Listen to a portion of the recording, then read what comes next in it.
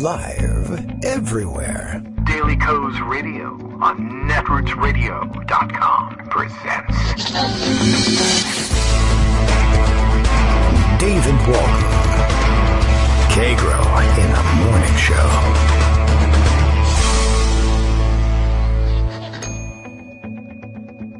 Now, here's David Waldman.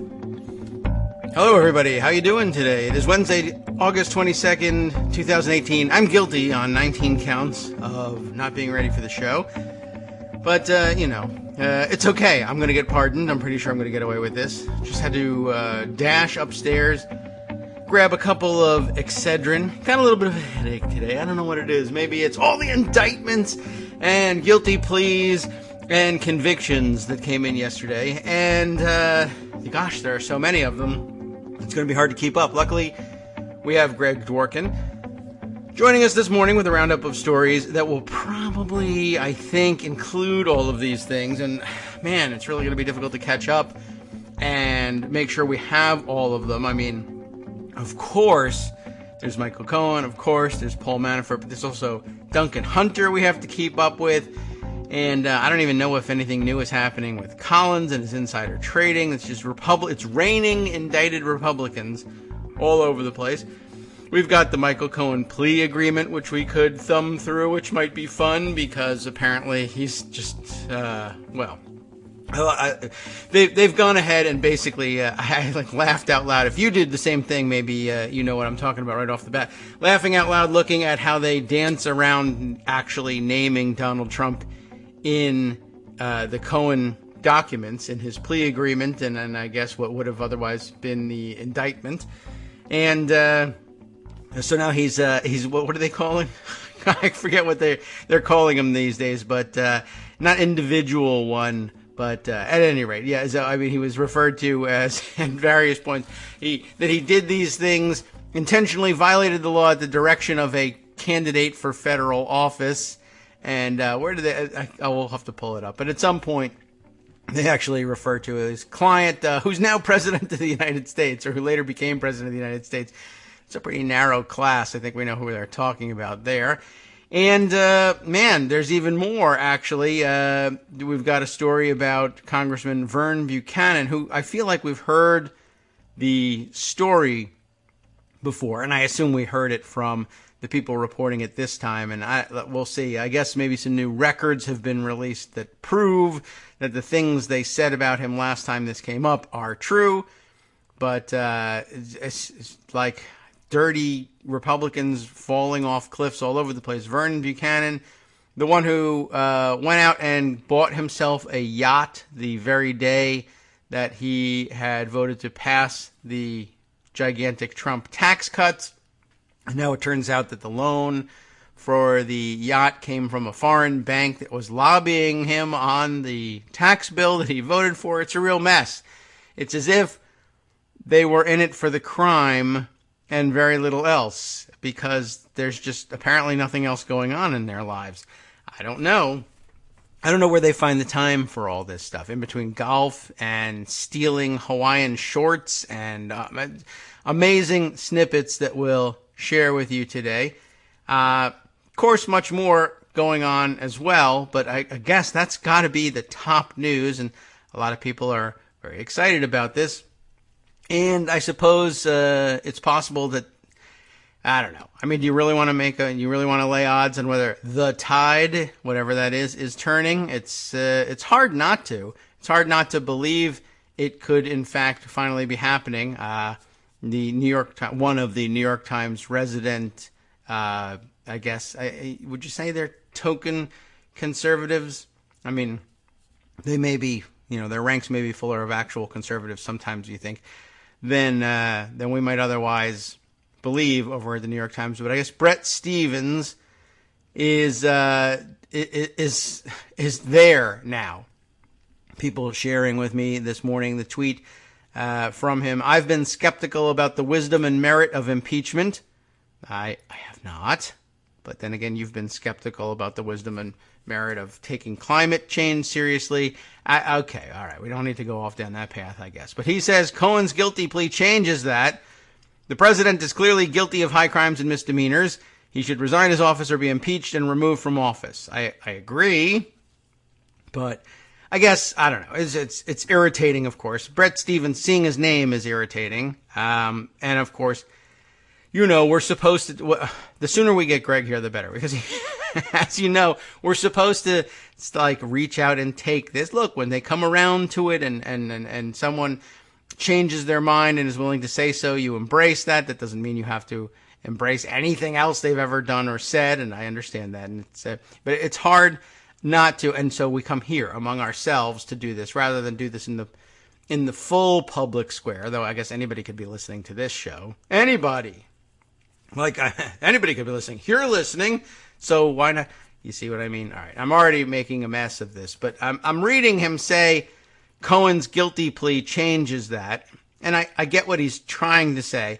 To me, there's a subtext of, I only believe Republicans are guilty when Republicans themselves admit that they're guilty. You know what I mean? I mean, I guess that's not really what I'm sure he would disagree with that. And that's not what I'm saying. I'm saying that now that he's guilty and, or it's all out in the open, and I suppose had they convicted him on someone else's evidence, I'd have believed it too. But I don't know whether I don't know whether I believe that about Bret Stephens. I don't know him personally, but I have difficulty believing, that he would come around to that. And perhaps it is that it was a guilty plea. Like, now there can be no doubt. Whereas, had he gone to trial and been convicted, all the while insisting either that he didn't do it or that if he did do it, it shouldn't be illegal because some kind of legal reasoning, or just yelling. And there would be room there for Bret Stephens to say, I know he's been convicted by a jury of his peers, but I don't know. I have my doubts. I think they got the case wrong. I think it should be overturned on appeal, whatever. Or I just think we're conceiving of this crime in the wrong way, and it's really politics. Republicans are constantly saying you're criminalizing politics every time we indict one of them, or think about it. Anyway, they're right. They're very quick on the trigger with that you're criminalizing politics thing. But that's why this strikes me as, Bret Stephens saying, well, I'm willing to accept that Republicans did something wrong once I hear it from Republicans. When Democrats tell me that this thing that Republicans did was wrong, I think that's partisan. When Republicans tell me that the thing they did was wrong, I have to accept that objective fact, and that's troubling. I don't like it that way, and I'm sure he would argue that that's not what he means, but I am here to argue that that is what he means, and you shouldn't listen to him when he says the opposite. Anyway, here's Greg. Hi, Greg. Are you under indictment? No, but I resent the way that you're politicizing criminals. Yes. Well, I like to I like to politicize crime and bring it into the same fold. And I've noted before there are many similarities between Donald Trump and me, and we work in the same ways in many instances. And well, I've noted there's many relations and similarities between Donald Trump and Fredo Corleone. That is true. And that's why I don't fish. Mm. So you got to be careful who you get in the boat with. Right. So what happened yesterday? I am unsure. I don't think anybody is in jail yet. No, Donald Trump's upset, though, because he tweeted this morning, if anybody's looking for a good lawyer, I would strongly suggest you don't retain the services of Michael Cohen. Oh. To which I would say, well, if anybody's looking for a good president, I would strongly suggest you don't look for Donald Trump. Well, yeah. I was wondering. I thought people were saying he was quiet this morning. Okay, so that's it. He tweeted that. He really said that? What a weird thing. Yeah. And well, the whole day was kind of weird. So a lot of big things happened. So. All right, then. Do you think hear about people? I don't. Did others? What do you guys? Yeah. Yeah, it's like we can do like a children's show. Hey, what? I can't hear you. Do you want to hear about the indictments? Yeah. Right. Well, okay. Let's talk about that. So, yeah. I mean, there's some good headlines from around the country. Cohen pleads guilty, implicating president is the headline in the New York Times, the so-called paper of record. Yes. Bret Stephens works there. He does. Interestingly, the New York Times is going to be changing its front page. Oh? What it does, it's going to take a slightly different look, but one of the things that's going to happen is they're going to leave off a lot of the bylines. Leave off the So you bylines. won't know it's a Patrick Healy or Maggie Haberman piece. You just have to click on it to find out. That's sort of interesting. Oh, is that only in the... Yeah, because I'd like to know if it's a Patrick Healy piece so I could skip it and not read it. Well, right. I mean, I see they're trying to fool you. That's okay. Is that just the online version? Are they printing? Just you still get your name the printed, online right? version for sure. Okay. Well, a good trick, everybody. The Washington Post. Cohen pleads guilty, says he coordinated with Trump to pay off women and influence the election. Yes, he did do that. Right. Cohen's claim about Trump may spark calls for impeachment, but it's unlikely to lead to charges. I like the tweeter who pointed out this morning, what you need to do is you have to run on accountability, not necessarily impeachment. I see. Okay. All right. Fine. Yeah. Wink, wink. We got to run on winking. Yeah, winking is good. But here's how I put it today in the Pundit Roundup. As of yesterday, Donald Trump is the first president to essentially be an unindicted co-conspirator since Richard Nixon. Michael Cohen says Trump, committed a crime. He did. Supporting material still to be outlined, by the way, and that will be important. Cool. It's another By show. paying off women to silence them. The crime impacted the election. Lanny Davis, Cohen's lawyer, says Cohen can implicate Trump with the email computer hacks to John Podesta and the DNC, or the DNC. He's not clear on that yet. But Lanny Davis suggests that Trump knew about it in advance. Why did he do that? And that sets Trump up for impeachment. Oh, and some stuff happened with Paul Manafort, too. Right. And all of that, even before Mueller gets to the Russia part of this. And Manafort has another trial coming up. So yesterday was a pretty big day. Now, I'm not a lawyer. I don't play one on the internet. I don't play on the radio. If Armando's available to talk about some of the legal aspects of this, that'd be great. What happened in the Manafort trial is that Manafort was guilty on 8 counts. Yes. And 10 they couldn't decide on. And at the moment that the verdict was announced, it felt like, 8 out of 10, or 8 out of 18 with 10 not being clear, but quickly that faded. And it was like he's a felon. And he was convicted on 8 counts, and that's fine.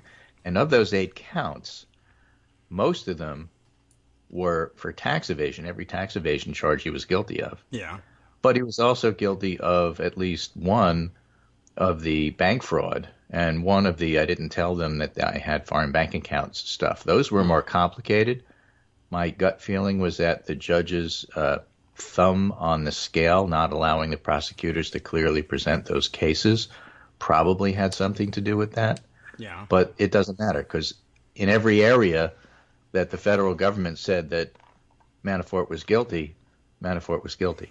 Yeah, I was wondering whether somebody was going to try and say, well, he was cleared on the majority, and he wasn't cleared. Well, Fox News did, but that didn't work. I mean, because he's a felon. Yeah, I mean, has to go to jail. It's the kind of thing you can only say from inside. There's no way to play that other than he's a felon and he has to go to jail, and he was guilty. Yeah, I mean, it was okay. So a minority of the charges brought, but I see you're in an orange jumpsuit. What's up with that? Yeah, I mean, somebody pointed out there was a terrorism case. I think that goes back to the attempt to blow up the 2 towers in New York the first time, and somebody had like 300 counts against them and was convicted on 1, and they were in jail.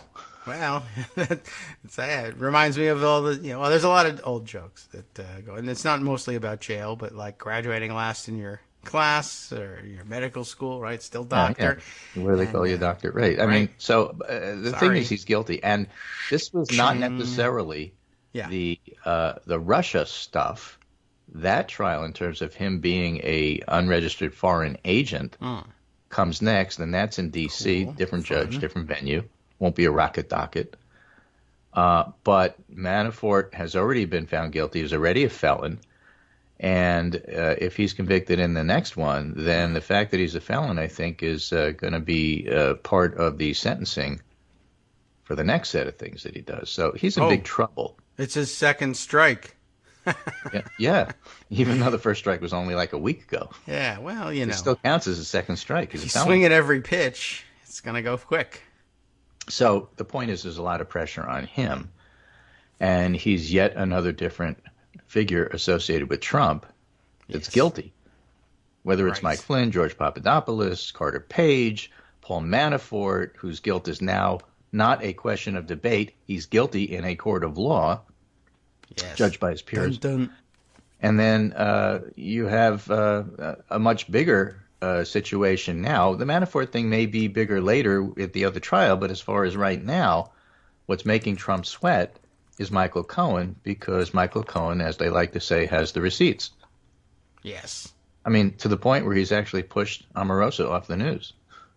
Yeah, that's true. Cohen's receipts are more important than Omarosa's receipts. Yeah, she hasn't been around doing that.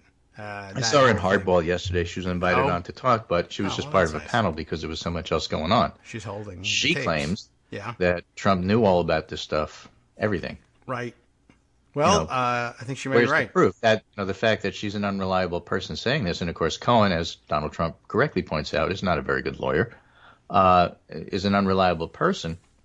It still comes down to the receipts. Now, there's over 1 million things, whether they're files, whether they're copies, PDFs, whatever, tapes that were taken from Michael Cohen. And Lanny Davis claims that, there's stuff that can back up these claims. And so if the receipts are really there, Trump is in big, big trouble.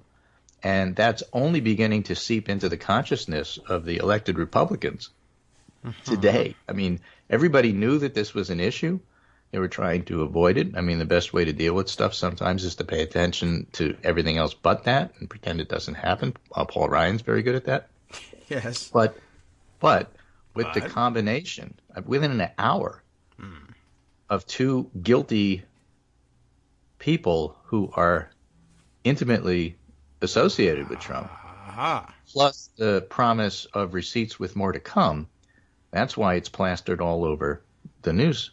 And that's important because lots of people hate politics and don't pay attention to the news. But this stuff is so ubiquitous, for the next 24, 48 hours, you're not going to be able to not pay attention. It's just going to be everywhere. You walk into the airport, it's on CNN, it's on Fox, it's on this, it's on that. Banner headlines across today's front pages. This is a tweet by Steve Riley that was since deleted, but I have the original tweet. New York Times, pleading guilty, Cohen implicates Trump. USA Today, legal spotlight turns on Trump. Wall Street Journal, former Trump advisors guilty. Washington Post, convictions tighten squeeze on Trump. They could have added Fox News, illegal kill somebody in Heartland State. Because that's what they're concentrating on. Right. Well, that's the most horrific thing ever. Yeah, it's terrible. But, I don't think they spent a whole lot of time on this. I think Hannity spent some time on this, but I don't pay attention to Hannity, so I don't know. But the fact that this is so ubiquitous and is going to be discussed at such great length matters, like for people like Bret Stephens that you were talking about. Yes. Because now you have that amplification. Even Bret Stephens is. Let's talk about Bret Stephens. Right. Even he's saying that, And then to me, one of the more interesting things, of course, is going to be watching the professional Trump apologists. I also wrote this morning is there's going to be people, professional Trump defenders, who are going to have their credibility and careers destroyed. Some will go down with the ship. The others will scuttle like rats. Watch and remember. And so I noted Bret Stephens. But you have people like Hugh Hewitt who say, well, if there's no collusion, then there's no impeachment. Yes, right. And so the new thing is, okay, he may be guilty of all this stuff.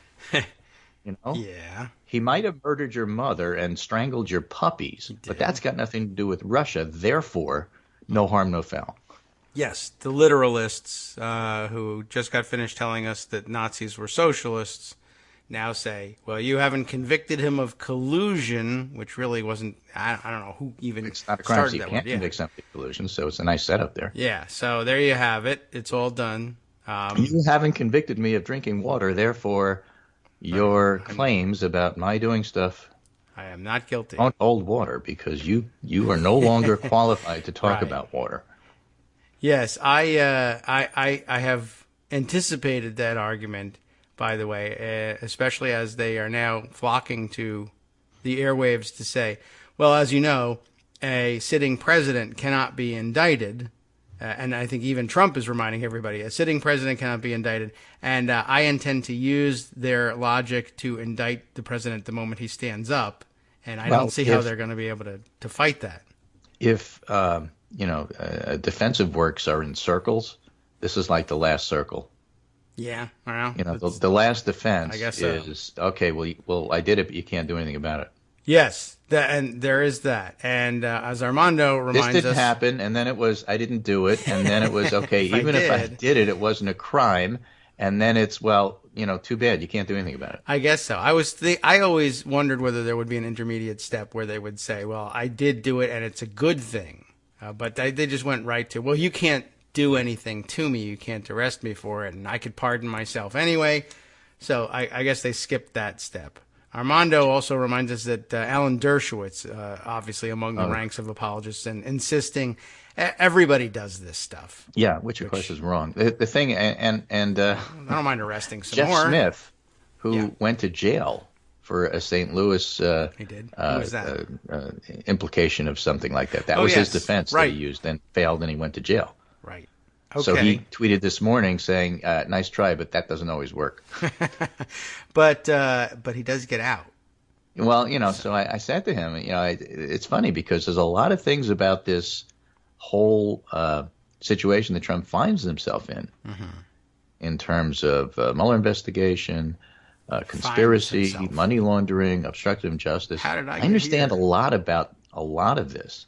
The thing I don't understand that somebody has to explain to me is Alan Dershowitz. Yeah.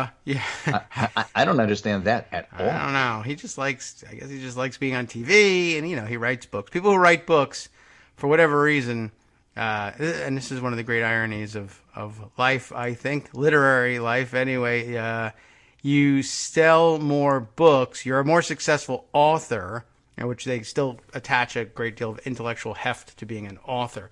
The more you're on television, the better your books sell, and the more books you get to write. Well, that's what Omarosa says. It's true.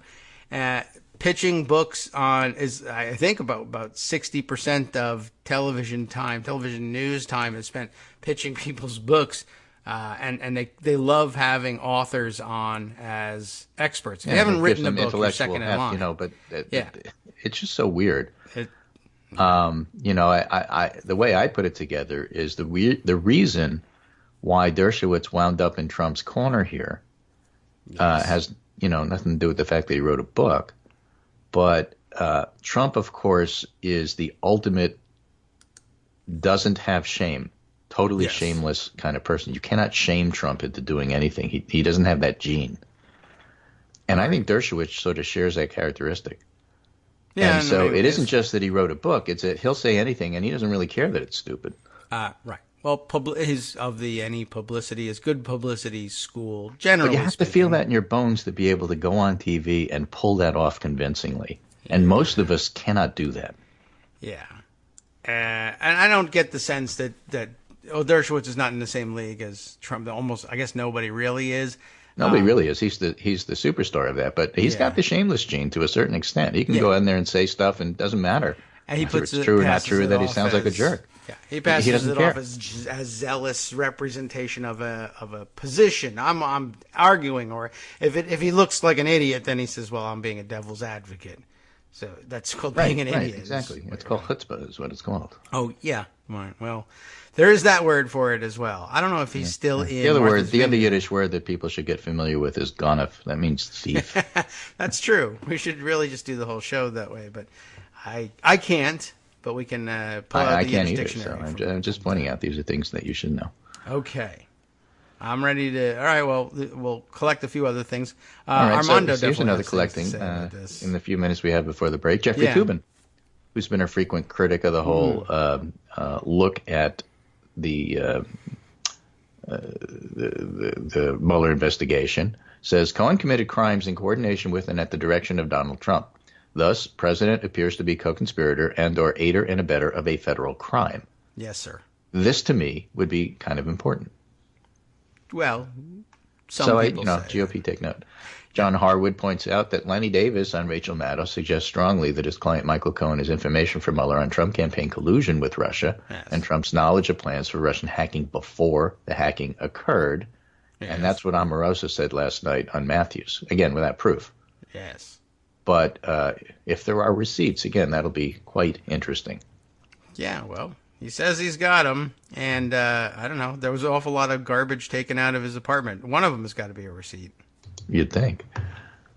Okay, White House reporter for Politico, Christopher Cadillago, tweets, the sheer force of the two stories breaking within minutes of each other, that is the Manafort and the Cohen pieces, our unavoidable impression that the walls are closing in on a president facing serious accusations of wrongdoing, leaving some to worry what Donald Trump will do next. Yes, that's and true. What they mean by that is which war is he going to start? Right. I also don't think the walls are closing. I believe he's expanding towards the walls. That could be. That's kind of a scary thought, though, because he might explode. Yes, well, it's just a little I saw that in relativity Big Trouble in Little China. You know, one of the villains just got so mad he exploded. Oh, okay. I thought you said that was like Big really Trump bad. in Little China. I didn't know that was a film. It's a movie. Yeah, Big Trouble in... yes, that one. Big Trump in Little China, I've never heard of. Big Trouble in Little China. Okay. Anyway, Michael Scheer. If there's any doubt as to whether Michael Cohen was going to be willing to implicate real Donald Trump in criminal activity, these statements he gave in open court ends it. Yes. What statement? The defendant. Thank you, sir, he said to the judge. As to count number 7, on or about the summer of, at the direction of, a candidate of office, I and the CEO of a media company did X, Y, and Z. So he's talking about the payments, and Cohen says Trump directed them. Yeah, that's pretty good, and I like the sneaky language. A federal candidate for office, because I've worked for so many of them.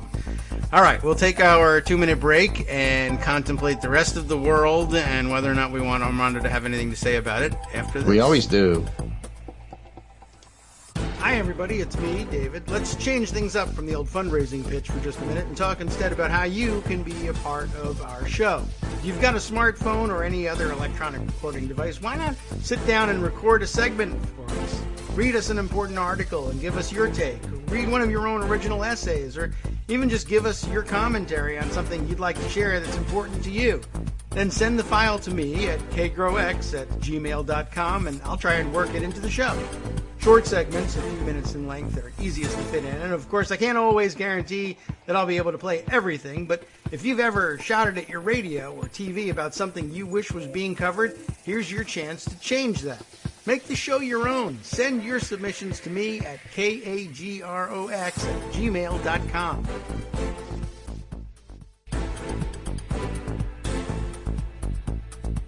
Welcome back now to the Kagro in the Morning Show here on Netroots Radio. I almost forgot to come back. I'm catching up on all of the various players in the dramas this morning. Just happened to see a tweet come by from Andrew Roth of The Guardian saying, I guess they're pursuing yet another angle on the Manafort case and looking to get comment from Konstantin Kilimnik, who worked closely with him, and not only most of the cases that were brought up during his prosecution, but apparently some that were not. And he's avoiding commenting to the press, although he is safely ensconced in Moscow. So I don't think. Yeah, I was going to ask you if he was from the Russian part of New York. Is he from like Brooklyn, the boardwalk? Yeah, the Moscow part. Brighton Beach. No, apparently the no extradition treaty part. Mm. So, I assume he'll be speaking up at some point soon. All right. What else? Who else's arrest do you want to cover? Who else arrest? Well, there's other stuff here, but yes. I want to finish up with this interesting back and forth with Amy Walter and Hugh Hewitt. Oh, okay. Hugh Hewitt tweets, Cohen has already done his worst, and it's pretty bad. That's not true. It's not his worst. To real Donald Trump setting up an impeachment count. Now Manafort starts to think, what do I have to trade? Neither have connected POTUS to Russian collusion or conspiracy yet, but it's early. No collusion equals no impeachment. What? And Amy Walter says, a serious question, Hugh. Are you saying the only way Trump can be impeached is if it relates to Russia collusion? Nothing else qualifies as an impeachable offense? When did the measure of high crimes misdemeanors mean it has to relate to only one topic? Okay. Which I thought was an excellent question, and that gets to the heart of how the Republicans are attempting to answer this. Mm-hmm. And I suggested that Hugh Hewitt is paid to think this way, and he's not anything close to a fair analyst. And Jennifer Rubin chimed in and said, no, he's not a serious person. Well, he isn't. He's never been. But be that as it may, yes. It's, I think, the correct question to be asking Trump supporters, because you can't get away with the idea that, oh, well, just because he broke campaign finance law, attempted to influence the election, and basically cheated, it doesn't count. Okay. Because it didn't mention Russia. That's ridiculous. I would ridicule it. I'm ready to do so. Mm. So anyway, there's that. What other things do we have? We have the Duncan Hunter thing we talked about a little bit. It's too late to get his name off the ballot, by the way. So Duncan Hunter is, Secretary of State says, too late. So unless you die in the next 10 days, you're on the ballot. Well, if he were convicted with respect to something he had done in Russia, that could be a possibility. But wait, there's more. All right. Breaking in Playbook this morning, Republicans preparing to forcibly remove Duncan Hunter from his House committees because he's refusing to take a leave. Oh, well, okay. Be the top House business after Labor Day. Not what GOP needs at the moment. Yeah. Oh, and after Labor Day, I understand that is when people pay attention. Yeah. And then there's the cabinet. Trump advisor Larry Kudlow hosted a publisher of a white nationalist at his home. Mm-hmm. Peter Brimelow promoted white nationalism. Yeah, I guess he runs the VDare site. I mean, there's no way you could not know he's a white nationalist. Right. So there's that. Okay.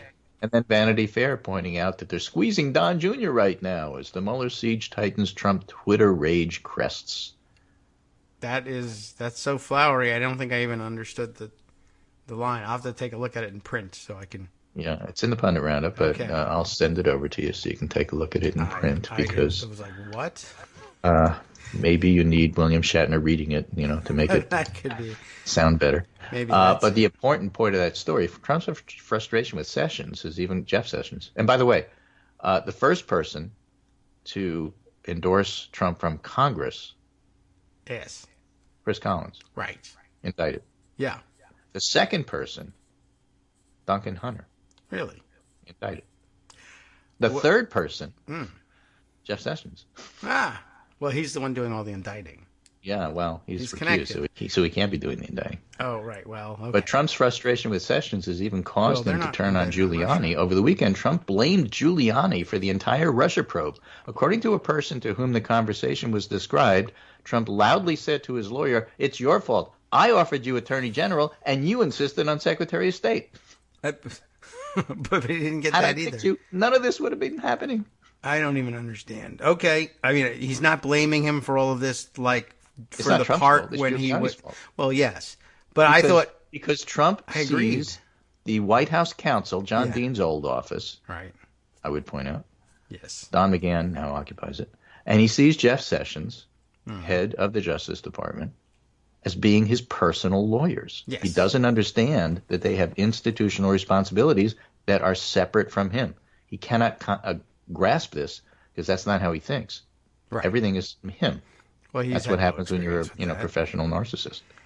Yes, and I mean it's a common mistake in many ways. Very often, corporate attorneys will have to remind the CEOs, "I'm not your personal." I represent the organization, attorney, not you personally. You need your own personal lawyer if you're in trouble. Right. Even in his so-called business career, because he only worked for a family business, a family-owned business. Right. That distinction never really made any sense to him there either. I'm not a lawyer, but let's just say for the sake of argument, okay, it's going to be gruesome, but for the sake of argument, the CEO of a Fortune 500 company winds up strangling his wife. Okay. Let's say that. The corporate lawyer is not in a position to defend this guy, even though he works for that company. Right. Because it's not a company issue. It's a personal issue. You need your own personal defense lawyer for that. Yes.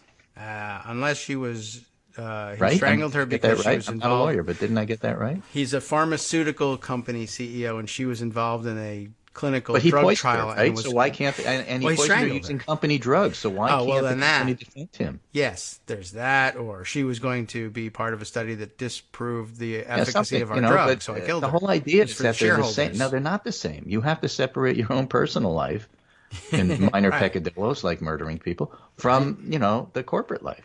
So you You can't are expect supposed the to. corporate people to defend you on that. Right, and the CEOs come back and say, I don't understand. I take the corporate jet on vacation all the time. You don't make me separate it then. Besides, it would make you guys look bad. It's in your interest to defend me. Yeah. So, all right. But it good. still doesn't work that way. So McGahn is not Trump's personal lawyer, No. and the attorney general is not Trump's personal lawyer. He doesn't get it, and so he's mad at Rudy for not taking, because Rudy would have been his personal lawyer, and that would have been a terrible disaster had that happened. So Yeah. I suppose we can be thankful we dodged that bullet. I guess so. I thought, though, that he was blaming him. This is the astounding part, is he's not blaming him for making it and saying, this is all your fault because of what you have done for me from the outside Since. as my lawyer. Yeah, when I said you should Yeah. represent me on television. I thought he meant that was what made this all his fault, because No, it is. he's very happy about what Rudy's doing. He's That's like astounding. confusing everybody, and nobody knows what Rudy's talking about, and truth isn't truth, and he's all in with that kind of stuff. I guess so, which... He's just mad that he's in this situation in the first place because he can't possibly blame himself. That's not ever a possibility. Well, and I blame Obama. He's No, you around. blame Hillary. That's why he goes Right. to a West Virginia rally last night and says, lock her up. Yes. I noticed that some people sent footage of video of the chanting, but so you can't tell. I don't know whether it's they can't get their act together and chant at the same time. I think they were chanting two different things. There was drain the swamp, which is equally stupid, and lock her up. And it just Drain her sounded up. like it just was like a loud mess. And well, that's a little bit like West Virginia, really. Well, I like Swamp the Drain. I think that's really exactly what's happening. That's basically.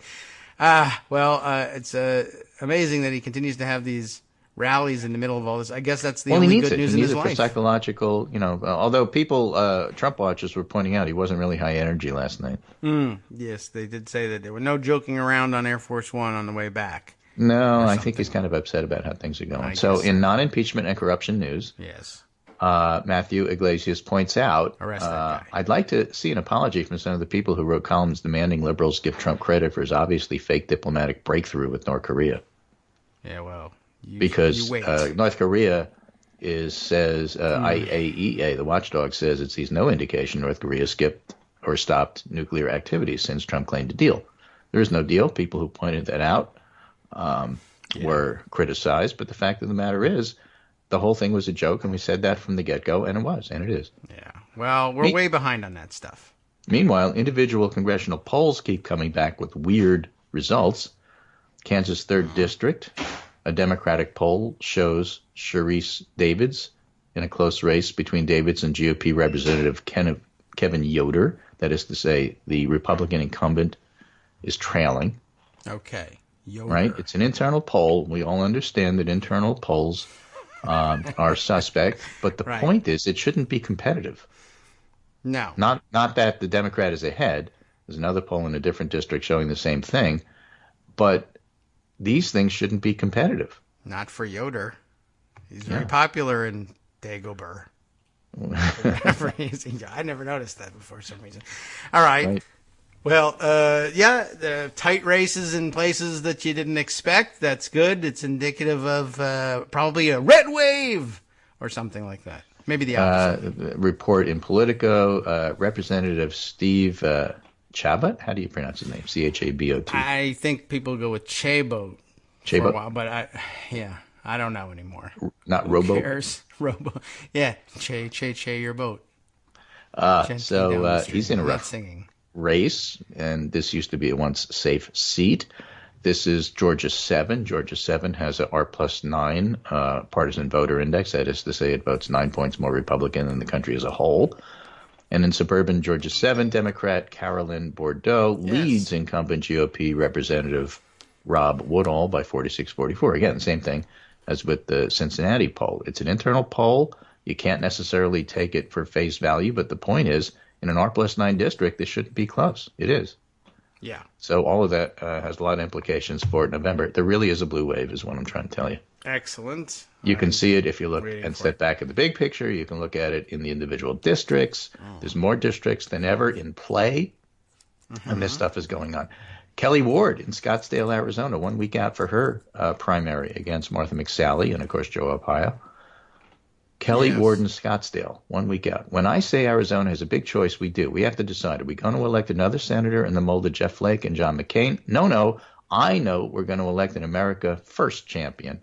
Now, she is accepting a bus tour with Mike Cernovich. Yes. And so I've heard. Stuart Stevens, a Republican analyst and advisor, says a total moral collapse, nicely summarized. Rejecting an American hero, John McCain, and campaigning with a nut like Cernovich. Well done. Yeah, that's been a been a big topic the last couple of days. Apparently, she contends that she didn't really even give a good excuse. They asked her about that. Why would you campaign She wants to with represent everybody. You know, it's the Yes. usual mealy mouth stuff. But the point is, you're rejecting McCain while you're doing this in Arizona. Yes. So clearly, yeah, there's something else going on. I think our other line was, well, I have to get the press interested, so I'm traveling with this person who makes the press interested. Right. Like, again, you can't get the press interested with John McCain or anything like that. That's good news for John McCain. Everything is good news for John McCain. And then finally, I have this piece from Politico this morning. They did a morning consult poll. Trump trails several Democratic prospects in 2020. The president's approval rating is 42, down a tick from 43. And as I pointed out, looking at 2020 polls with name recognition for people like Bernie and Joe Biden is useless, except that it's a narrative setter. And I like the narrative. If you're going to trail a generic Democrat or you're going to trail specific Democrats that you can name, then that puts a damper on but despite it all, he'll be reelected in 2020 garbage. I'm not even sure he's going to be in office in 2019 the way things are going. Oh, well, hey, I hope not. That would be great. I mean, all of these, predictions about what's going to happen, whether it's November, whether it's after, all are predicated on the fact that nothing changes, that no new information happens. Look at yesterday. Look at 4 o'clock yesterday in terms of how quickly things can change. The idea that we're frozen in time and nothing will happen is a crazy concept. I can't point to you and say this is the thing that will change things. But change is inevitable. It's going to happen. And everybody who says, well, nothing ever changes, they're always going to miss when it does. Yes, but they will always be there saying that. And so that's They will. cool. And that's why you have to ignore them. Oh. They'll be right until they're wrong. And then, I didn't see this coming. Well, that's punditry for you. Yep. Okay. And with that, that's the end of my punditry. Hopefully Armando has time to come on and talk about the hope legal so. aspects of a very, very busy legal day yesterday. But for now, this is Wednesday. This is Greg Dworkin speaking to my good friend David Waldman Kagro in the morning. A lot happened yesterday. I think it feels a whole lot like 1974-ish, with Nixon. I think that, these are big things that happen, and it's going to take a while to look in the looking back, just how big yesterday was, because I think it's the beginning of the end. How long the end takes, I don't know. It can take a long time. Oh. But things changed yesterday. Look at Brett Stevens. So with that, I'll see you With the tomorrow. mirror. Yeah, okay, very good. Thanks, Greg. Maybe we can bring back 1974. I'm sure that the 1974 look could come back as a hipster thing any moment. Yeah. Big mustache, Absolutely. maybe Well, some it's all about the plaid music. pants, something, I don't know. Okay, we'll be working on it. Thanks, Greg. Take care. We'll see you again, I guess tomorrow, which is, by the way, the first day of school for kids here in our county. So the kids will be on their way out the door before and now, really, with our new schedule, just literally minutes before we go on air. So that can only make things worse. Let's see. I also have to add, for the record, by the way, Steve Chabo. I think in stiff competition with Donald Trump for most absurd comb-over engineering in world history, I think. I mean, he's just got one of the most ridiculous comb-overs ever, and has for many, many years, so of course it's only gotten worse. But you should just know that. I think there are a couple of... is this a picture of him, too? I can't tell because it's a picture from behind. It's purposefully taken from behind, though, in order to illustrate just how ridiculous his comb-over is. If you go to, Google Images and search Steve Chabo comb-over, you'll see one of the more absurd examples right up there at the top of the list. And let me go over just to the, I guess it leads me to a blog called Honolulu Notes. Another congressman steps on the Constitution. It's an entry from when? I don't know. It's just dated August 24th, and that hasn't happened yet, so I assume it's, well, that August 24th did happen. Ours here in 2018 hasn't happened. So I don't know how many years in the past it is. I don't know what the story is. I just know that they do take a moment out of the story to say Representative Chabo has an interesting comb over. It says, how do we know that? We found this picture of the back of his head, and you should see this thing. He is basically covering the entirety of the back and top of his head from the lower, what is this? The lower left, like, corner of the back of his head, right? Like, behind his ear at the back of his head. And he combs it up all the way, like, sweeps it to the right and then up and over his head. It's one of the more absurd things you've ever seen. It must be an astounding thing to, well, for a number of reasons, it would probably be an astounding thing to see him get out of the shower. But we could just say getting even out of a swimming pool, which I doubt he does very often for this particular reason. Is just, he must, I guess he looks like a comic book guy, maybe from The Simpsons, so with a little less up top.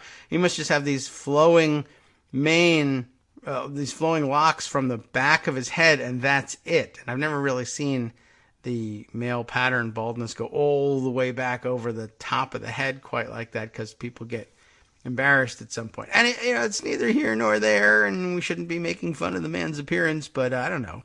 That's the way he chooses to represent himself in public, and there's no way I can help it. All right. Oh, this is not the time, really, Gmail, to make me go through, the new look of Gmail. Congratulations, okay? You've done it. But you should never roll these things out. Do this on a weekend or something. Really. Google. They think they're unaccountable. I tell you. All right.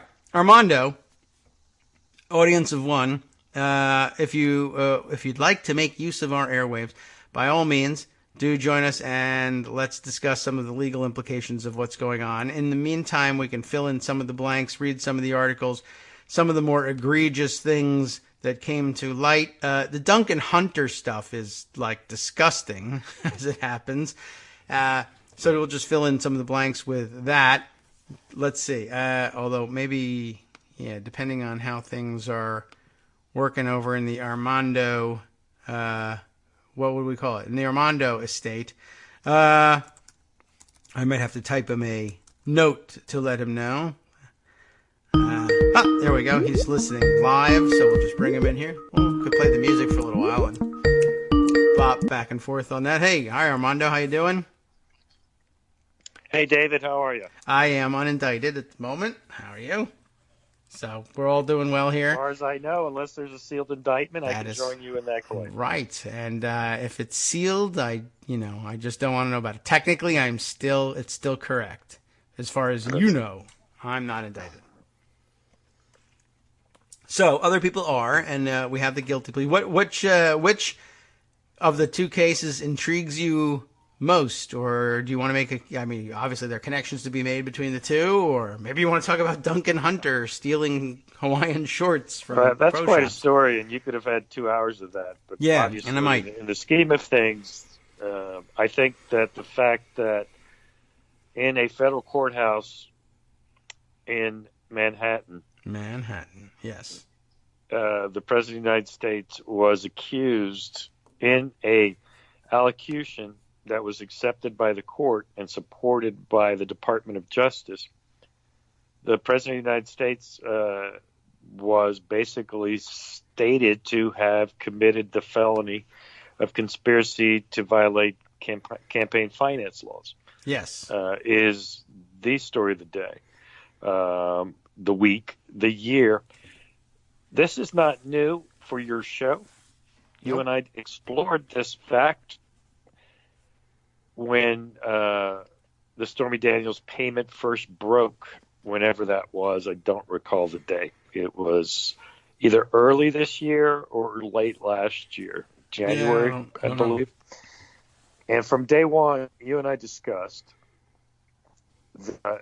the criminal liability the president faced if it could be shown that he was involved in what was clearly an illegal campaign contribution. We talked about the precedent of the John Edwards case and why Trump's position was much worse. The differences between the two is simply a question of evidence. John Edwards' situation, the payments were made maybe 18 months ahead of the election, at least a year ahead of the primary. There was no evidence that John Edwards directed the payment. No one would testify to that fact, not the people who made the payments to Riel Hunter, Bunny Mellon, and another person who could not testify because he was deceased. He was an older gentleman, and he passed away before there was a case. All those things didn't lead to the fact that there wasn't a case to be made against John Edwards. It just wasn't sufficient for a jury, which hung. He wasn't acquitted in the case. There was a hung jury, a mistrial, and then the prosecutor, using his discretion, did not retry the case. What's different here? And I've tried to make a point that I think is very important all day, but let's start with the basics first. All right. The timing of this payment. October. Less than a month till the election. Yes. A new piece of evidence was dropped in our laps yesterday, which is incredibly important on motivation. Yeah. That is, Cohen was approached on the Stormy Daniels front by her then attorney, apparently Keith Davidson, in September of 2016, and he had no interest in making any payments. What happened between September and October? The Access Hollywood tape dropped. Yes, that's right.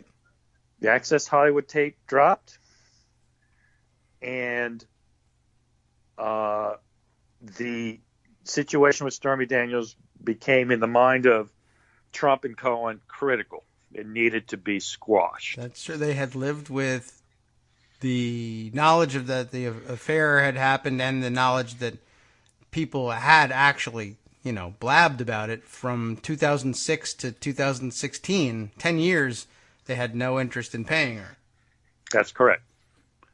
Unlike Karen McDougal, which is another aspect, but I think the timeline for Daniels is clear, and I think the evidence on Daniels is also clear, because there's another key piece of evidence that's always hasn't always existed, but has existed since May 2, 2018, and that is on the Sean Hannity show, Rudy Giuliani stated that the president, then candidate Donald Trump, knew about the payment, knew Michael Cohen would make these payments, directed Michael Cohen to make these payments, with every intention of, according to Rudy, reimbursing Cohen for those payments at a later date. Yes.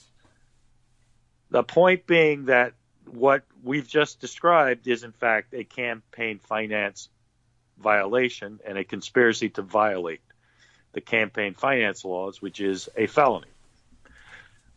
Okay. So yes. Michael Cohen confirmed that that's what happened in his allocution yesterday when pleading guilty. He directly implicated the president as a person who directed and authorized him to act in the way he did. Rudy Giuliani on May 2nd, 2018, Rudy Giuliani is the president's lawyer. We're presuming that his statements on the Sean Hannity show were not only authorized by Trump, but the source of the information was Donald Trump. Yes. Just so you know, that makes Rudy Giuliani a witness in any case involving this, if there's one to be made against the president. So I think that the facts are no longer in dispute on this. Both sides, Cohen and Trump, agree the president directed and authorized this activity. The Southern District of New York, given all these facts, determined that that was a felony. Michael Cohen's attorney agreed to plead guilty to that felony. Mm-hmm. He allocated before the judge under oath in his plea statement. The judge accepted the plea, meaning he thought that constituted a felony. Mm-hmm. So the Department of Justice, Southern District of New York, and the judiciary of the United States, in the form of the United States District Court for the Southern District of New York, all agree that Donald Trump committed a felony. Yes, plus Brett Stevens. just to lend him some additional majesty. Let's be clear. That is where we are. Donald Trump, in his responding tweets this morning, and you've seen them. Pardon me? There's more than one now, or? Yeah, there's about 6 now. Oh, okay, excellent. Yeah, you may want to look at them. They're kind of interesting. Yeah. The one I would want you to focus on is his reaction to Cohen's campaign finance crime, in which he says, I'm not quoting because I don't have it in front of me, but I'll paraphrase, that Michael Cohen pled guilty to things that weren't a crime. Those wacky judges. Well, let me defend Trump here in this sense. That's the argument he has to make. Okay. We're on a break. I'll come back and tell you why I think that's the only argument all right. he has left. Well, yes, these things never go quickly. So, all right, well, we'll tease you over the 1 minute break. It's just a short one, so we can wind up good and make a real delivery on the other side. I didn't realize he was up and tweeting again, so we'll take a look and find out what he has to say. And wow, okay, we'll just have to leave it there. Be back in 1 minute. I'll go take a peek.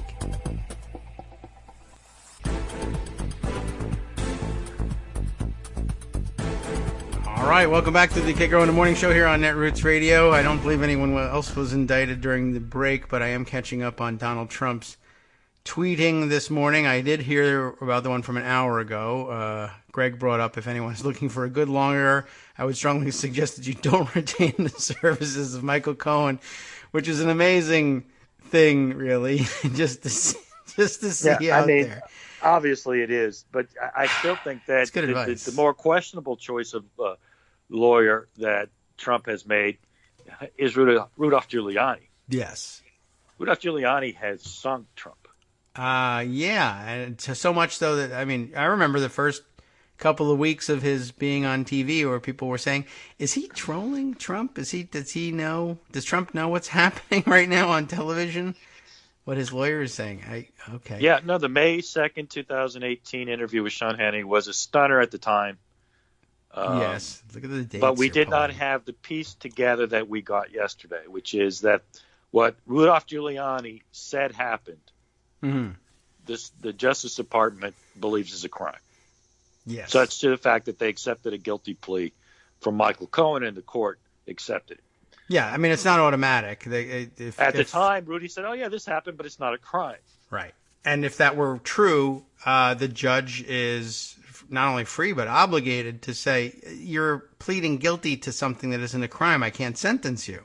This is not a thing. You can't just come in here and say, send me to jail because I said I've done something wrong. There has to be a real crime.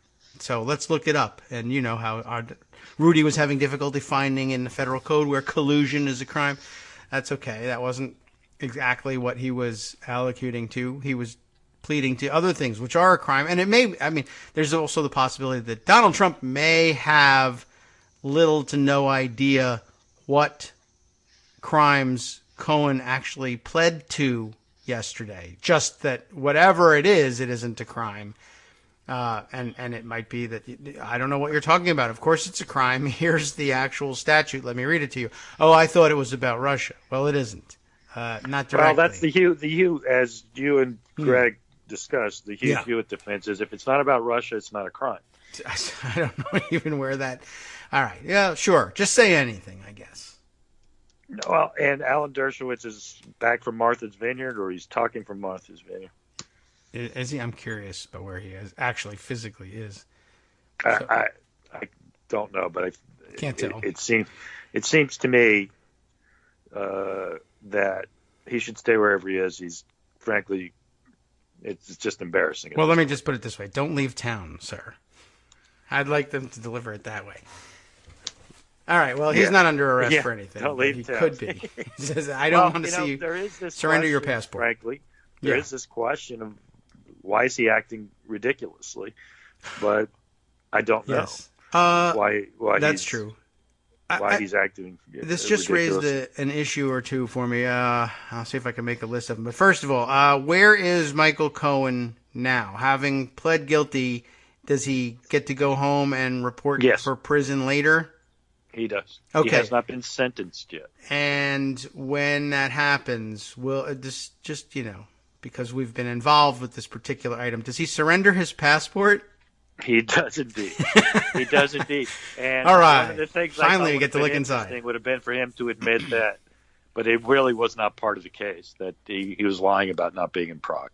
That would be terrific if we got a chance to look inside the passport. But it's a very famous cover. This passport. He tweeted it around as proof positive that he had never been in Prague. And how hilarious would that be to have him turn it in and have the FBI flip through and look for.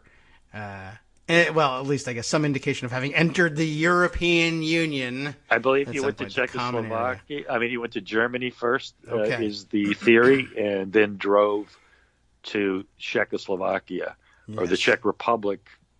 In a van with Bill Murray. The Czech Republic.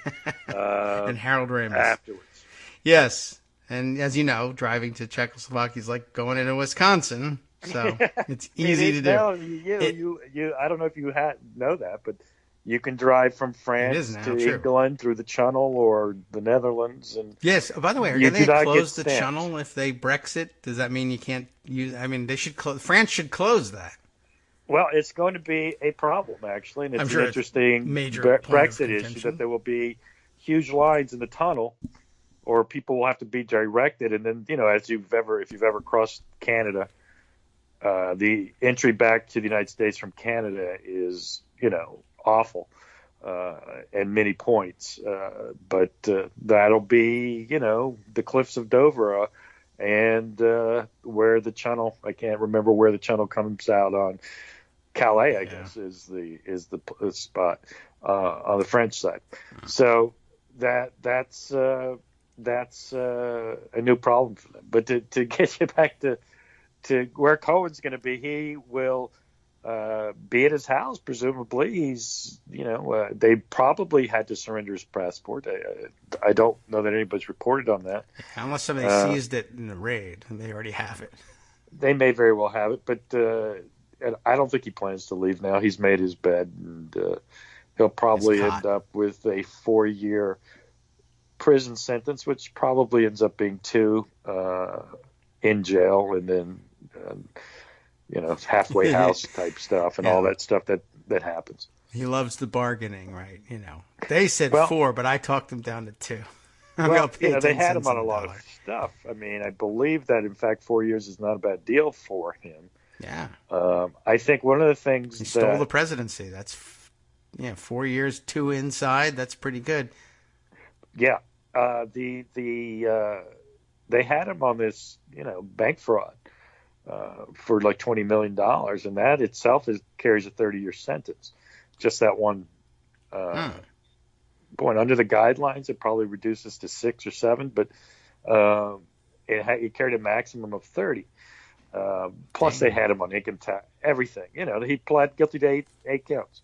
Yes, big and number if he comes out with 4, that's not a bad deal. The question that people were arguing about before, and I don't know if you were following it, the reporter goes, no cooperation agreement. It's just a straight plea deal. And we got a lot of conflicting stuff from different attorneys. Preet Bharara, who you figure would know, said he was surprised there wasn't a cooperation deal at the time. But then someone else said, well, sometimes they don't happen until after. And then there was someone who says, well, sometimes you don't even know about them. They're kept secret. Yeah. which, maybe that comes up in sentencing. It didn't have to come up yesterday. At any rate, it was a big mismatch, and I was frankly kind of floored by the imprecision of the different legal opinions on it. I am not a criminal lawyer, but I studied the particular law that interests me on this because tax evasion and stuff, I'm no expert at that on area of the law, but they assume it's cheating on your taxes is a felony and they can get you. Now, what's very interesting about the tax evasion parts of it Yeah. are that he was mischaracterizing some of the monies that he got from Trump. But in a way, he cheated himself on taxes, too, because he got reimbursed, though he got paid more. Oh, by the way, small aside that I just saw recently is in his financial disclosures, the Trump organization, Donald Trump, said that they paid Michael Cohen $250,000 in 2017 for things that happened in 2016. In essence, that's how they explained the Stormy Daniels payments, that they reimbursed them. Oh, yes. That's what Rudy was all about at the time. Well, it turns out, according to this indictment and now plea deal, in fact, they paid him $420,000. Oh, I didn't realize. Oh, so okay, so more. That would be Right. more. They wouldn't also, the Trump organization itself mischaracterized the payments as that they were doing from the for beginning. legal services rendered in 2017, Well, as opposed to 420,000. reimbursement. Okay, this is another problem. One of the key things is they said that he committed fraud, and the Trump organization was a part of it because he kept saying he was getting paid for legal services when he was not rendering any legal services at all. This was just getting paid money for nothing. That's actually verbatim from the plea deal. So there's also implications of the Trump organization on this, as well as Donald Trump. Yes. And to go back to the campaign finance, there's two aspects of the campaign finance violations. One is what I just said, which was that the payments themselves on those amounts were improper, well exceeded the limitations on how much you could contribute, even as a loan, as you know, even if you reimburse them. But of course, Cohen wasn't reimbursed by the candidate. He was reimbursed by the Trump organization. Donald Trump himself did not reimburse him. Yes, another one of his favorite tricks is to use some outside entity whose money he controls by virtue of his position in the company or foundation, as the case may be, to pay with other people's money. Although Trump organization money at least is closer to his money than the foundation was. Now, the other interesting thing is that, of course, Cohen created that LLC to make the payments. Yes. And that in itself, using that vehicle to make a campaign contribution is in itself a violation. That's true, corporations can't make political donations to candidates. So that was also a felony. There's one other wrinkle that I think will particularly interest you. You've heard all the stories about the David Pecker capture and kill story stuff. Yes. This is the McDougal part of it. Yeah. And they say that in September 2015, Cohen says he did this all at the direction of Donald Trump, had communications and reached an agreement with David Pecker of AMI, American Media Inc., or something like that. I forget what the I is exactly, but it's the National Enquirer guy. And he, to be clear, he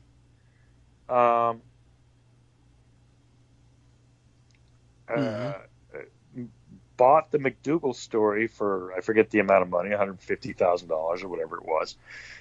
And this was done in coordination. This was also considered by the prosecutor in the court and pled guilty to by Cohen as a felony violation of the campaign finance laws because it funneled a corporate contribution to a campaign And, Yep.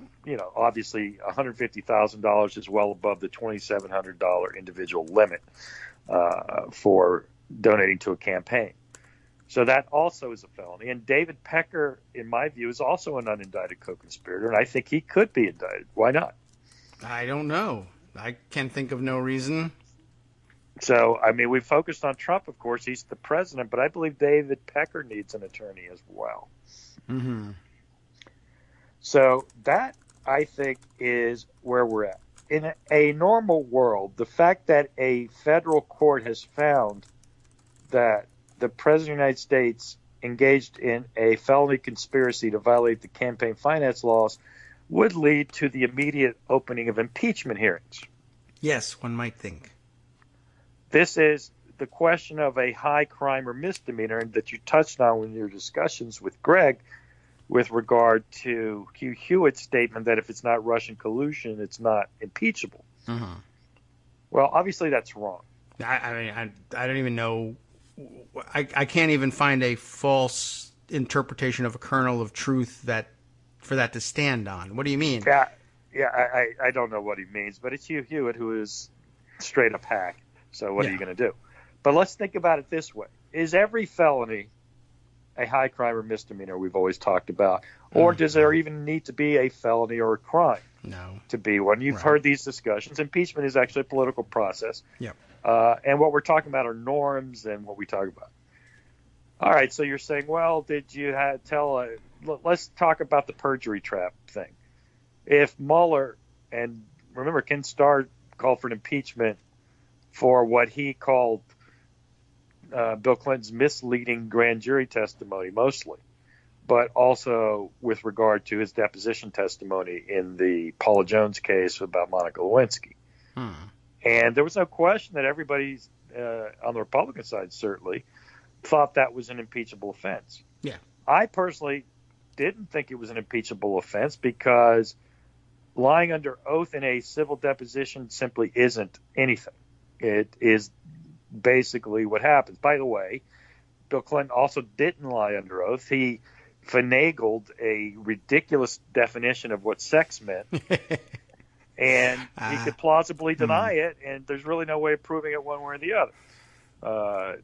Because what Bill Clinton did admit to under grand jury testimony was not part of the definition of sex in his civil deposition. Either way, you could argue about what he did and whether you thought that was impeachable. I thought it wasn't. You might think it was. I'm not going to say you're absolutely crazy, but okay. Here is what Trump has been accused of. In the campaign of his election to the presidency, he committed a felony so that he could win the office. Yes. How can that not be an impeachable offense? It goes to the very essence of how he became president. Yeah. That is why Watergate in some ways is analogous, though Watergate, frankly, is nothing compared to what Trump did. Well, yeah, I mean, in the end, but they were motivated by the same thing, although you could certainly have they were motivated argued, for political purposes. Why did you do this, Nixon? You didn't need to. Trump clearly did. That he committed a stupid crime doesn't change the fact that he committed a crime or authorized and directed a crime. And, of course, he engaged in the cover-up. You can't plead. My client didn't need to rob the bank. He's already very wealthy. Nevertheless, here he is on video robbing it. Yeah. I know, but the motivation is different. No, it isn't. Yes. Yeah, and it was about becoming elected president. Yeah. And, of course, the abuse of office part of it comes later with the directions to the FBI and the CIA and the implication, the fact that his attorney general was involved in the cover. Obviously, what Nixon did on the cover-up was much worse than the original thing, though both of them were impeachable. But what we have in our hands today, right now, is that the President of the United States committed a felony in order to secure the office. Yeah. That's an impeachable offense. That's a high crime and misdemeanor. In a sane world where these things mean anything, and we know Republicans it does not. Right. there would have been convened today a select committee on impeachment, on impeaching the president. Yeah, of course. I mean, we don't need to know what had... Michael Cohen is going to say about Russian collusion or anything else he might say about financial crimes and Russian money laundering, which he will probably be able to say all those things too. Yeah. But we don't need all that yet. We have what we need. It reminds me of when the Lester Holt thing. He said, yeah, I fired Comey because of Russia. Right. We got him. Yeah. The famous SNL skit. We have him. He That's should it, be right? subject to impeachment immediately. Yeah.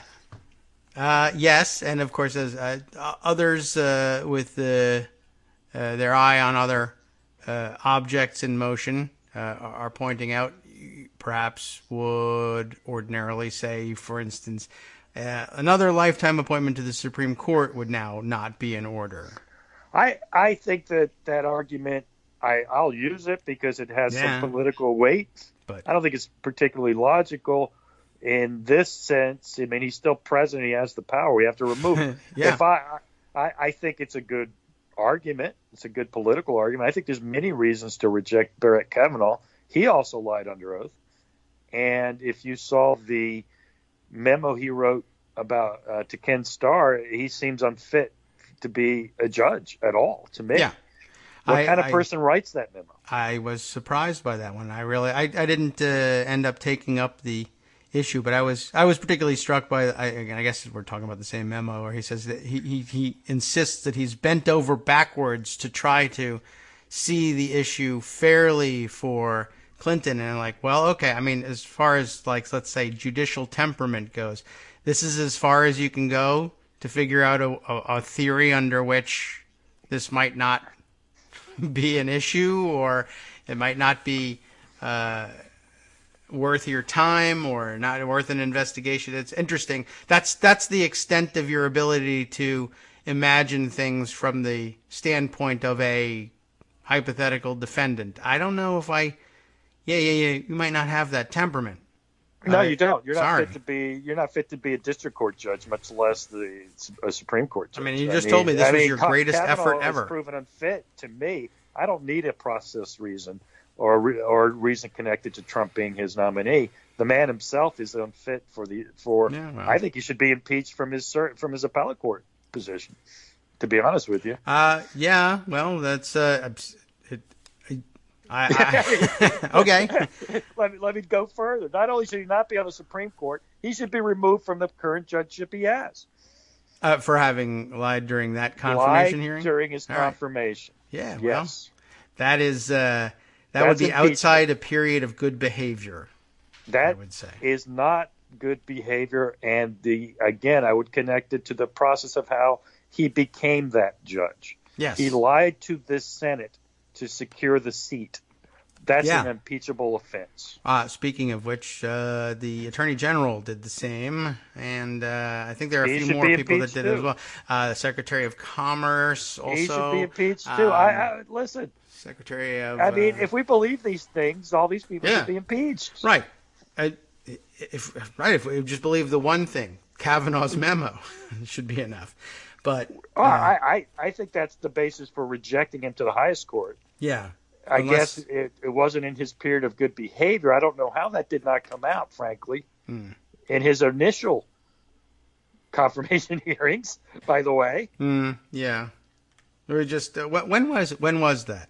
What 2006. You may not recall. We were in the middle of the nuclear option threats. And I would say I would probably say that at that any confirmation that went through during that period or was explicitly a part of the exchange of prisoners, really, at the end of the resolution of the first nuclear option standoff, I would, you could certainly make arguments about it, and one day we probably will be making arguments about it in court about whether or not their de facto, whether or not their approvals, their confirmations to the court are de facto evidence of their thorough vetting or as vetted. They were as vetted as Congress wanted them to be, is I guess the best you could argue. But most of the people who got through in that deal or adjacent deals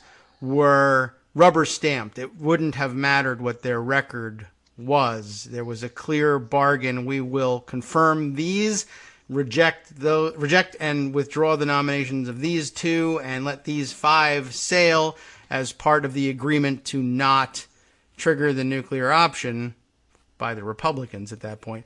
And so, yeah, I mean, it's pretty serious questions, and I would guess that that's how it never came to pass that anybody asked those questions. It wouldn't matter. We've cut a deal to put him on the bench to escape from this and to get this boot off our throats. It's not that we vetted him and found him to be okay. It's that we didn't vet him because we had a boot on our necks, and to get it off, we approved his nomination. So, side argument there, interesting, but nonetheless, while I've got a pause here, let me just pick up on one of the comments so we can clear something up for one of our listeners who is asking, you guys keep mentioning allocution. What does it mean? You can give a quick Black's Law Dictionary definition. When a party is pleading guilty to a crime in a plea deal, the court must be assured that the party understands what they're doing, that they state for the record what the facts they are admitting to are, and that is what an allocution is. It's to put it in the context of a first-degree murder. I went to the gun shop. I bought a gun. I saw the guy I wanted to kill. I walked up to him and I put my gun to his head and I shot him. Yeah, you deliberately come into court with malice aforethought. And it's not something you fax over to the court. This is the last formal chance to come in here and say, either I did it all to the satisfaction of the court, or you can blow the whole thing up, but then you'll go to trial and lose, and the prosecutors and judges will punish you accordingly. Most likely, it's not. And once you do it, and this is actually interesting for George Papadopoulos, who makes all these strange, noises on Twitter, and his crazy wife, fiance, whatever she is. Mm-hmm. As if he thinks he can back out of his plea deal. Now, he's in trouble because he didn't cooperate. Yeah. And Mueller's got sick of him, and they want him to go to jail, and they're probably looking for other things to pin on him because he doesn't have a deal that gets him off anything. Mm-hmm. This was basically, here, you sign this, and we'll see how it goes, was the Mueller position. Mm-hmm. Unlike Mike Flynn, who actually has a deal that's firm on everything, but subject to a cooperation requirement.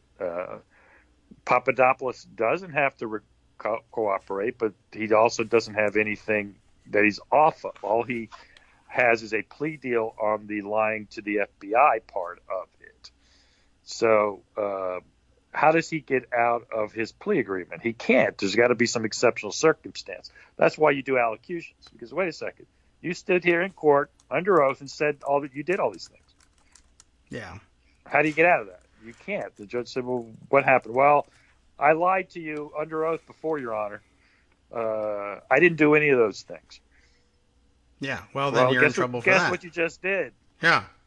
You just confessed to a new crime. That locks you in, more or less. You're pretty much locked in.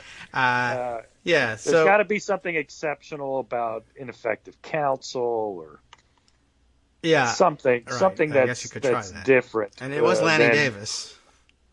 I mean, well, no, not Michael Cohen. Michael Cohen is fine. Michael Cohen got a good deal. Yeah. I don't think he would walk away from that deal in a million years. Yes, that's true.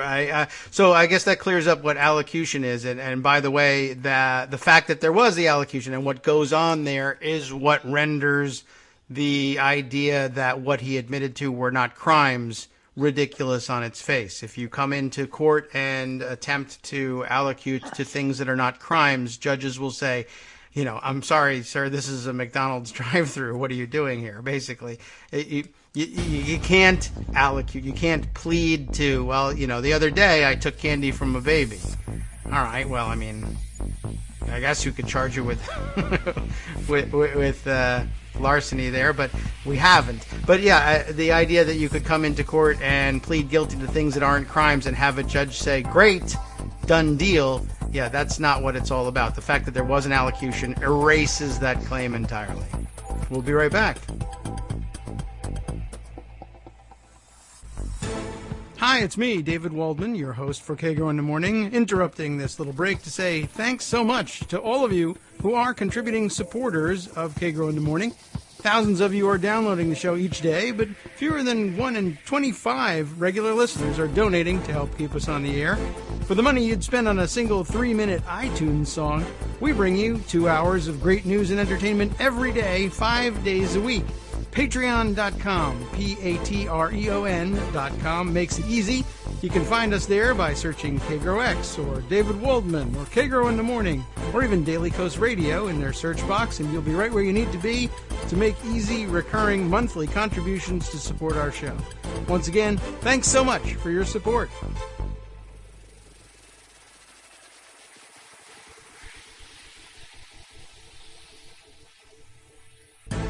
All right, well, let's call it that we're back in from break now. People have heard us trailing. That's okay. I really honestly don't care about talking over the end of the break. Sometimes I try to discipline us this way. But look, this is an unscripted show. This is the fun of it. Armando and I were just discussing whether or not we should switch over to the hilarious Duncan Hunter story, which is always a good idea, or stick to what we've been, and I think we got a few more minutes probably where we could make observations not clearly reported or enunciated in the press about any of the cases really, but the two big ones yesterday. I think you're getting more out of our time on that than laughing at Duncan Hunter, as much fun as that will be. I'll just make one last note. It's on Cohen, and then I'll give you a brief thoughts on the Manafort thing. But the Cohen thing, I think that what amazes me still is just the coverage. Even someone like Rick Hasen, who knows the campaign finance laws very well and is obviously very able legal mind, talks about, and he wrote a good article in Slate. I don't have the link, but you might want to take a look at it at some point. He walks you through what the issues are. And he says, well, if they have corroborating evidence of what Cohen said in his allocution about the campaign finance piece, then Trump is really in big trouble. And to me, I say, hello, Rudy Giuliani. Yeah. He corroborates everything Cohen said. Now, I imagine there's documents and whatnot too, but and Judd Legum, I believe, did a thread on all the corroborating evidence that we know of publicly that corroborates Cohen's story. But the fact is, we knew what Cohen did the whole time after, almost immediately. We knew that he had created Essentials LLC. We knew that was a problem. We knew that he did it in October.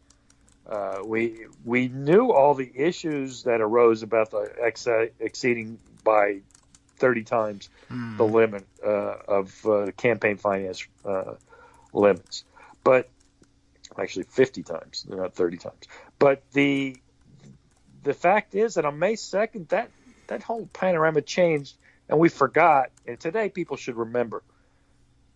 It's going to be key. May 2nd, 2018, Rudy Giuliani sunk his client, Donald Trump, on this.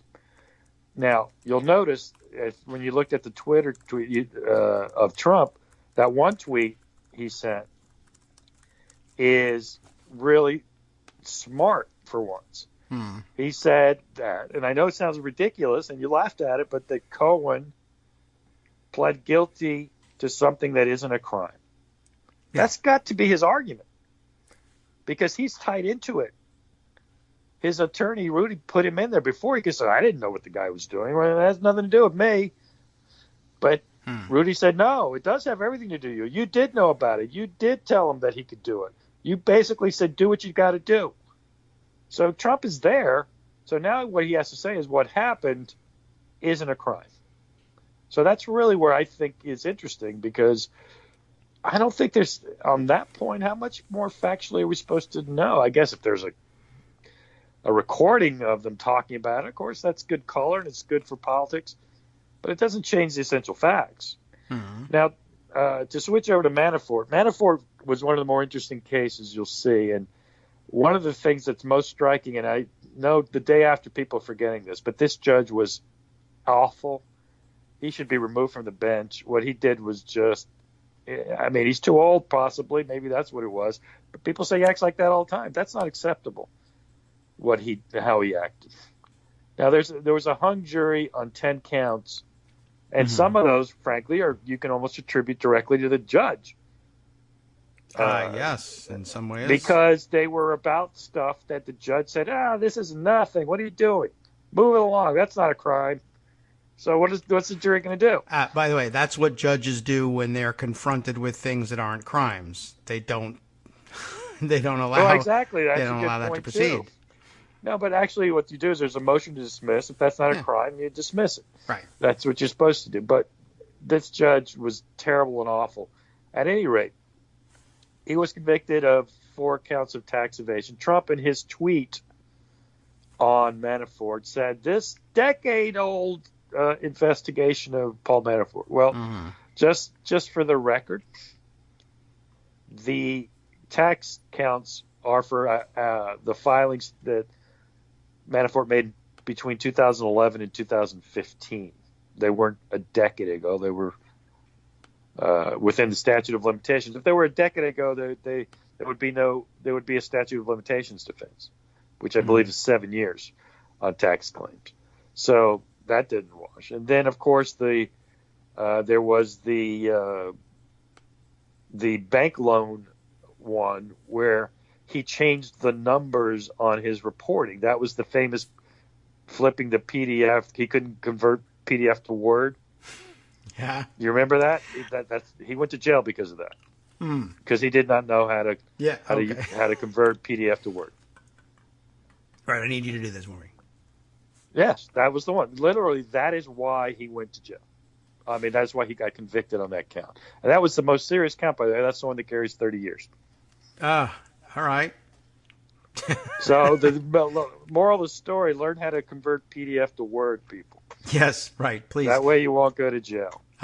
Yes, and all of this is out there on the record. You know how to escape these charges. The fact that you didn't do it is just lazy lawyering and bad practice. All right. Just before, like Duncan before Hunter. you switch to Duncan Hunter, I do want to give you one irony for the last time of how Donald Trump is in trouble on this Stormy Daniels and McDougal thing. All right. He was too cheap or too poor to pull money out of his pocket and pay the money directly, because he would have had a reporting violation, which is still just not as serious. He can donate, and he did, as much money as he wanted to his campaign. Yes. The fact that he was so cheap or so poor that he would not pull out the $130,000 to Stormy Daniels and the $150,000 to McDougal is why he's embroiled in this mess with regard to Cohen.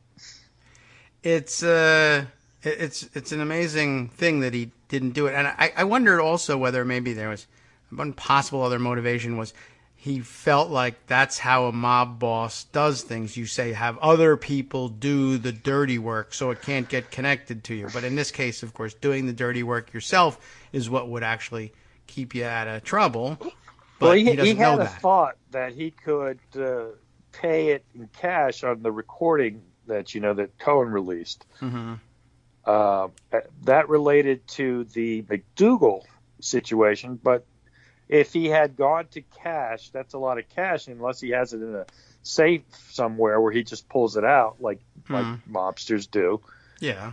You've got to go to the bank and withdraw it, I guess. And I don't know. giving her At the any rate, toilet. That way you could, I guess, hide that the transaction took place. Yeah. But, but having to write a check or a wire, and there's records that it happened. Yes. So I don't know. Maybe Trump had cash, but not cash in the bank. I don't know. But surely he could have come up with it. I would. It really isn't. I mean, in the grand scheme of what he's supposed to have, is of course it's nothing. The question is, does he have any of that stuff? Let's suppose he doesn't just, have it. I mean, he did have liquid. $50 million for his campaign. Yeah. So he probably had another $1 million for it, at least. So it's just goes to the guy's personality disorder and how he, I guess so. stiffs people. My and explanation would have been the same. It's also and remember the story. Disorder. Cohen was pissed because they weren't reimbursing him in the beginning of 2017. He was complaining, "They're not paying me back." Yeah, well, you work for Donald Trump, man. What did you think was happening here? Yeah, it's an amazing thing all by itself that he just wouldn't, do his own work. Like, what were you busy with? Just get some cash and pay the lady, and it goes you could away. have Cohen run it, just pay the money. Yeah, I mean, all right. If you really want to feel mob bossy about it, put it in a suitcase and tell him to deliver that. Yeah. I don't know. I'm not certain why he didn't do this. By the way, another note, others reminding me in roundabout ways, both Michael Musson bringing up this point and others I saw tweeting about it yesterday, a related point. Michael was saying, don't forget how they must have violated the law with false statements submitted to the FEC. That's what Dershowitz was going on about today. That, at best, it was a crime that everybody commits when they run for president or for any office. Lots of FEC violations. That's not a big deal. And in a way, that's true. There are lots of FEC It wasn't violations. the same thing. That's the whole point. Yeah. I made this point just a minute ago. Yeah. That if Trump had just put his money in and failed to report that he donated that money to his campaign, it would be a reporting violation, and it wouldn't be a crime most likely, and certainly not one that would be prosecuted. In that sense, there are reporting violations on everybody's FEC reports. Yes. Absolutely true. People get fined $10,000, $20,000, and frankly, that's part of the toothlessness of the system. Yes, and as I was like tweeting in the middle of everything, I had to get this one out. Is the reason, part of the reason why it's never really regarded as a big deal when you break campaign finance laws is that, one, the FEC is toothless even when it decides to do something about it. It's a fine, and that's you're just basically at this point a good campaign manager would say when you're making a budget, this is the amount you should budget for FEC violations. And the fine we'll have to pay at the end if you want to, if you want to come out with a balanced budget. Otherwise, you just pay the fine later and do fundraising to raise the money to pay off that debt. But lots of people do violate those rules, and very rarely is anything done about it. And we should point out that it used to be Don McGahn's old job was making sure that that was the case. He was an FEC commissioner, and it was his job to unify the caucus of Republican-appointed commissioners, never to vote to go ahead with a proceeding, at least against a Republican, so that they could never get the necessary 4-vote majority to proceed with an investigation against one of them. So it used to be Don McGahn's old job to make sure that, as Alan Dershowitz says, you never get in trouble for FEC violations, so that later, I mean, I don't know if that's what they had in mind, but the upshot of it is now Alan Dershowitz can go on and say they never punish people for FEC violations, so that must mean it's not a crime. And so nothing involved in any of this, even if it has nothing to do with the FEC, is a crime, and we can all go home now, except that was, one, not true, and two, part of another aspect of the various bits of collusion and conspiracy going on in the larger political world. Don McGahn made sure no one who put an R after their name anyway would ever get in trouble for campaign finance violations. And now that's supposed to mean that they're not crimes. No, it means that Don McGahn committed crimes along the way to cover up for the crimes that other people committed and Alan Dershowitz waved away. Yeah, I mean, what's to say about Alan Dershowitz at this point? But the McGahn piece is most interesting in that obviously McGahn could have kept the hush money payment within the bounds of FEC requirements, but obviously he wasn't in on the hush money stuff because that was just Michael Cohen and Trump. Nobody else knew. In fact, the reporting now is that the people at the White House are worried because they don't know what Cohen knows. Yeah, it's hard to tell what he knows. In terms of Trump's own background, because they don't know. Mm-hmm. You know, and Trump, as you know, Cohen was the conduit to the Russian money for large measure, and he was close with Sater and all the things that remember the famous Sater email to Cohen that our boy, we're going to get our boy in the White House, and we just need to do some crimes.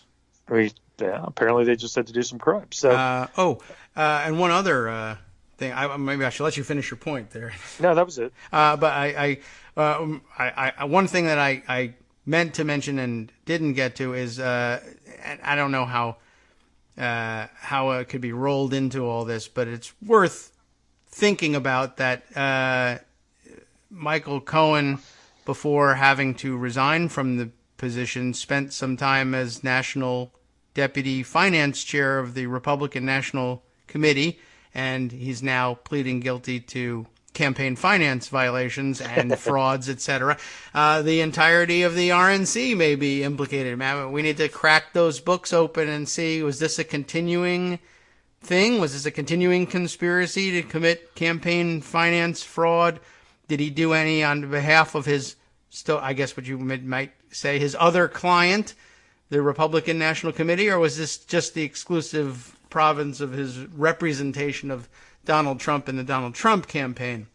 He has a limited number of clients, as we know, and also, I guess I'll just throw out there, lest you think that, oh well, he was smart enough to compartmentalize all of his business. He wasn't smart enough to compartmentalize things with respect to the establishment of limited liability corporations, which are created for exactly that purpose. The only reason to have a limited liability corporation is to compartmentalize your liability, and he kept committing multiple crimes for multiple, if not clients, then working partners, using the same LLC. So, and he kept using the same non-disclosure agreement across multiple quote-unquote clients for their sexual dalliances. So I guess the next question is, did he just do the same thing for the RNC that he was doing for Donald Trump? Launder illegal campaign contributions and try to slip them past the FEC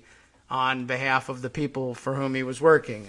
Since he did that in every other aspect of his so-called legal career, post-election anyway, I don't think it's a hard thing to imagine.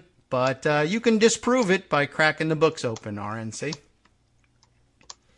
But so I invite you to do that. Why don't we spend the rest of the year looking at that? Of course, the joke running around is Ronna McDaniel's press release of the campaign the RNC's finance chairs, Michael Cohen, Elliot Broidy. Yes, the other guy. Right. How many other deputies were there? I wonder if there were others. There are about 5. There's about 10 all told. But Ted Bundy is the other one. That's weird. I don't know why they did that. That seems like a bad choice in hindsight. But as you know, hindsight is 20/20. It should not have been done. Oh well. Okay. Well, I think that gives us a lot to think about. Oh, and here's a nice observation here too, by the way. Matthew Rigdon, who says, worth throwing out there, evangelicals would be over the moon with the President Pence. Trump may not be as bulletproof as some think. That might be an interesting play. I don't think that works, honestly. I think that they're all in for Trump. I mean, maybe. I mean, what do they care? I mean, they should be ready to move on from Trump, but they just don't. Yeah, it would be an interesting thing. It would make for a great political thriller to see them say, yeah, all right, so impeach Trump. We'll take a President Pence, and they probably would accept that as a consolation prize. But I don't know if you could push them off of the position that well, we've been all in for Trump. Let's just stay there. But they could just say, I do think it's interesting to see what they do. But I believe, at least what I've seen, they're gung ho. Look, and a lot of them are grifters. You have to understand. Yes, so, and they are not grounded people. They're just not. And look at a guy like Falwell Jr. is basically just running a scam. Yeah. So, speaking of scams, that Ben Shapiro stuff with the protein energy stuff, that's basically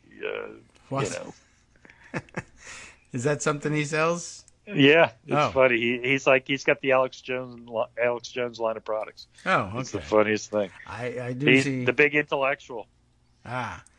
Well, yeah, there's a lot of salesmanship going on. Super Beats seems to be the thing that they're all selling. I'm not sure what that is, but all the cool Republican pundits sponsor their shows with that stuff. I don't know what it is, and I'm not likely to find out. Right. All right. Right. So I don't know. I guess you'll leave Duncan Hunter to tomorrow, but I'll give you back your last 10 minutes so you can. Let's see what we have here. There's a couple tell of us what it all open. means. Oh well, we'll do our best. Okay. All right. Thanks, Armando. All right, take care. Appreciate it. And I mean the Duncan Hunter stuff. I suppose we could try and fit some of it in, but it does deserve a lot longer of a laugh. So maybe what we'll do is go back to the story I mentioned up at the top. The one who's in the most trouble but most thankful for the flood of Republican indictments and allocutions, who I guess would be Vern Buchanan. The reporting here in Capital and Maine, published, I don't know, I'm not sure. Is this David Sirota's own publication, or is he just working there? Sirota and Andrew Perez put this piece together. Top Republican on tax subcommittee received yacht loan from foreign bank lobbying on 2017 tax bill. We might as well throw this in there, the lesser known of the bunch O stories. Federal records show that one of Representative Vern Buchanan's LLCs, how do you like that, financed foreign bank loans to purchase a yacht and a private luxury jet. Wouldn't buy them in his own name. Bought them with an LLC. Smarter, believe it or not, than Michael Cohen. I bet that LLC did very little else other than own those luxury items. As Republicans were finalizing tax cut legislation in late 2017, a foreign-owned bank seeking to shape the bill gave a 7-figure yacht loan to a top Republican lawmaker on the committee writing the measure, according to documents reviewed by Capital and Maine and MapLight. MapLight being their co-publisher in all this, along with the Florida Center for Investigative Reporting. Representative Vern Buchanan, obviously a Republican, obviously also Florida, because Florida, who sits on the House Ways and Means Committee and leads its tax policy subcommittee, has been under fire in recent weeks for purchasing a yacht on the same day he voted for the Republican tax package. Buchanan registered a 73-foot Ocean Alexander vessel named Entrepreneur. Pardon me, and I love the name Entrepreneur. That's what you call a person who takes illegal scam loans from banks that are lobbying you to write tax packages in their favor. Entrepreneur. That's grifter, of course, is a better name for it. But again, I mean, this literally evidence against him. I mean, it's not the most solid stuff, but I mean, it's ideological evidence against him. Remember, these guys think that this sort of grifting, it's not grifting, it's what makes them makers, not takers. I mean, we were just talking about this with respect to Chris Collins the other day. He's, in all respects, it seems, guilty of insider trading. However, it's merely an allegation now, and we don't have not yet convicted him in a court of law. But I said specifically last time when we were talking about Collins, he's insider trading. He's cheating, essentially, to make money and helping his friends and family do the same thing.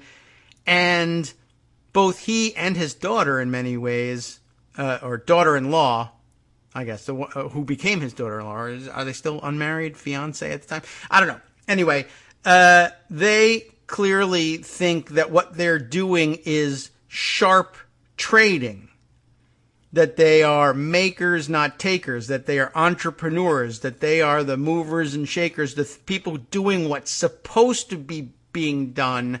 The rest of you are leeches and parasites on society.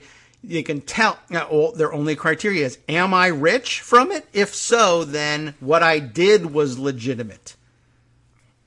Here is a person arranging to break the laws and to break all sorts of ethical codes in order to get a hold of a 73-foot yacht, and I guess also a private jet as well. And he's naming the vessel. He's naming the boat Entrepreneur, as though that's, what he did was he pulled himself up by his own bootstraps and built an empire from which he used to buy this yacht. But he in fact stole the yacht and is naming it Entrepreneur. But that's not the major part of the story. So that's what he did. He bought this thing and he registered it. And let's see, it's linked here, registered. I'm curious, does that take us to the actual registration? And will it tell me where it was registered? Did he register it in America? In other words, did he flag it here in the United States, unlike Betsy DeVos, who sought to evade paying taxes on it by registering in the Cayman Islands? It says the hailing port here is Sarasota, Florida. So I guess that's possible that... I guess that probably means it's American flag. JM Family Associates Limited is the name of the owner. Or, let's see. Is that the owner who was selling the yacht to him? Or what? I can't tell. What was the name of his? There's several things on this page here. So maybe one or the other. Let's see. The hailing port of all of them are American. So I can't tell exactly which deal it was. Let's see. Do they give a date on this thing? It doesn't matter very much. It's American flag. So at least we have that going for us here. All right. Although Buchanan is one of the wealthiest members of Congress. Oh, okay. So I'm sure he claims, well, I was an entrepreneur before. This one was a theft, yes, but I had the money to buy a yacht before, all money being fungible. You can't tell which money I used to pay for this yacht. Anyway, he's worth at least $80 million. Federal records show one of his limited liability companies financed the purchase with a BMO Harris Bank loan worth as much as $5 million. Since 2016, Buchanan's companies have received 3 loans worth as much as $35 million from BMO Harris, which is the American subsidiary of the Bank of Montreal. I didn't realize the Canadians were getting pulled in on this. I was hoping it would be Deutsche Bank or maybe something from Cyprus or Russia for that matter. But okay, Canada, we're on to you. In total, since he was appointed to the Ways and Means Committee in 2010, Buchanan and his companies have received between $17 and $85 million worth of loans from 4 lenders. At the time Buchanan's company received the 2017 yacht loan, BMO Harris was lobbying congressional lawmakers, on tax policy overseen by the Ways and Means Committee, according to federal records. Buchanan received a separate BMO Harris loan for a plane in 2016. Records show that loan, worth between $5 and $25 million, was made around the same time that the bank began lobbying lawmakers on, quote, tax reform proposals. And I think that should be in scare quotes. In all, BMO spent $760,000 lobbying lawmakers in 2017, and records show the bank paid for tax reform lobbying from Tony Podesta. Republicans love that name, hearing Tony Podesta's name getting called, whose firm is being investigated for potential violations of foreign lobbying laws. And I guess this would be foreign lobbying, in that, although it was the American subsidiary of a Bank of Montreal, BMO. Bank of is the O just part of Montreal or what? I don't know. Anyway, in recent years, lending to lawmakers has been a source of controversy, with some critics alleging that politically connected banks can use favorable loan terms as a stealth conduit for political influence. Buchanan did not list the terms of the BMO Harris loans on his 2017 financial disclosure report, which was filed in May, and his office did not respond to questions about the deal. They give the usual excuses for all of that. But both BMO Harris and Buchanan could reap a financial windfall from the tax legislation. The bank's first annual report after the passage of the Republican measure said corporate tax cuts in the bill are expected to increase our annual net income from what it would have otherwise been. I guess they didn't put any numbers to it. But on the bottom line, they can say they spent $760,000 lobbying, but it also cost them a couple extra millions in loans to Buchanan. Who knows whether the man's good for it and whether they'll ever pay him back. But it's a good way to keep it looking like you're not spending all that much if you're only declaring, I guess, your overt lobbying money and not including the loans. Anyway, interesting story. Just thought that one might have slipped through the cracks. We'll return to the theme of corruption. There's nothing else to do tomorrow. And for now, the West Coast Cookbook and Speakeasy picks up the trail from here. Justice Putnam bringing you, I'm sure, these stories. And I can tell you for certain many more. I just won't be able to fit in what all of them are. Let's see if we can find some amazing ones to share. From Daily Kos Radio on netrootsradio.com. You have been listening to the Kagro in the Morning Show with David Waldman. There are some rather amazing ones. Here's another lawsuit, a lawsuit brought by Russian oligarchs against Trump Russia dossier author Christopher Steele has now joined the many cases tossed out by a federal court. I guess there's no crime there either. We'll catch up on this and many other stories if you stay tuned to Justice next.